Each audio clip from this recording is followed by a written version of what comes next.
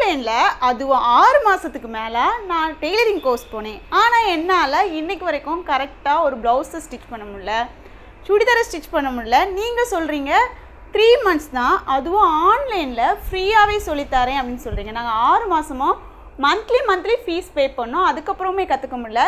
இங்கே வந்து நாங்கள் எப்படி கற்றுக்க முடியும்? ஆன்லைனில் இது புரியுமா?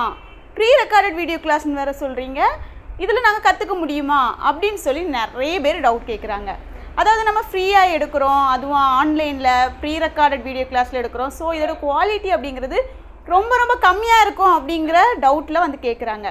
இதில் இருக்கக்கூடிய சீக்ரெட்டை நான் சொல்லிடுறேன். ஆஃப்லைனில் கோர்ஸ் எடுக்கவங்க மந்த்லி ஃபீஸ் வாங்குவாங்க. அவங்களோட மோட்டிவ் வந்து அதாவது டேஸை கடத்தணும். டேஸ் தள்ளி போக அவங்களுக்கு ஏர்னிங்ஸ் வந்து வந்துகிட்டே இருக்கும். ஆனால் நம்ம அப்படி எடுக்கிறது இல்லை. 3 மந்த்ஸுமே ஃப்ரீ கிளாஸ் தான் எடுக்கிறோம். அப்போது ஸ்டூடெண்ட்ஸ் வந்து கற்றுக்கணுன்னா வரணும், வந்து ஜாயின் பண்ணணும், சீக்கிரமாக கற்றுக்கிட்டு முடிக்கணும் அப்படிங்கிற மைண்டில் தான் எடுக்கிறோம். இதே நேரம் ஆன்லைனில் கூட மந்த்லி ஃபீஸ் பே பண்ண வச்சு கிளாஸ் எடுத்தாங்கன்னா அவங்களோட மோட்டிவ் கூட சம்டைம்ஸ் மந்த்லி அவங்களுக்கு பேமெண்ட் வரணும் அப்படிங்கிறதுக்காக மெதுவாக டாபிக்ஸ் கொண்டு போவாங்க, கிளியராக சொல்லித்தர மாட்டாங்க. நம்ம அப்படியெல்லாம் இல்லாமல் ஸ்டூடெண்ட்ஸ் வரணும், கற்றுக்கணும், அவங்க லைஃப்பில் ஒரு நல்ல லெவலில் போய் இருக்கணும், அவங்க லைஃப்பில் சேஞ்ச் ஆகணும் அப்படிங்கிற மோட்டிவில் நம்ம இதை எடுத்து பண்ணுறதுனால புரிகிற மாதிரி தெளிவாக சொல்லித்தரேன். ஸோ 99% உங்களுக்கு டவுட்டே வராது. அப்படியே டவுட் வந்துச்சுன்னா கால் பண்ணி கேட்டு கிளியர் பண்ணிடலாம். நம்ம ஃப்ரீ டெய்லரிங் கிளாஸில் 3 மாதத்தில் என்னத்தை கம்ப்ளீட் பண்ண முடியும் அப்படின்னு சொல்லி நினைக்க வேண்டாம். லேடிஸ்க்கான எல்லா ட்ரெஸ்ஸஸையும் நீங்கள் எல்லா விதத்துலையும் ஸ்டிச் பண்ணக்கூடிய அளவுக்கு சொல்லி தந்துடும்.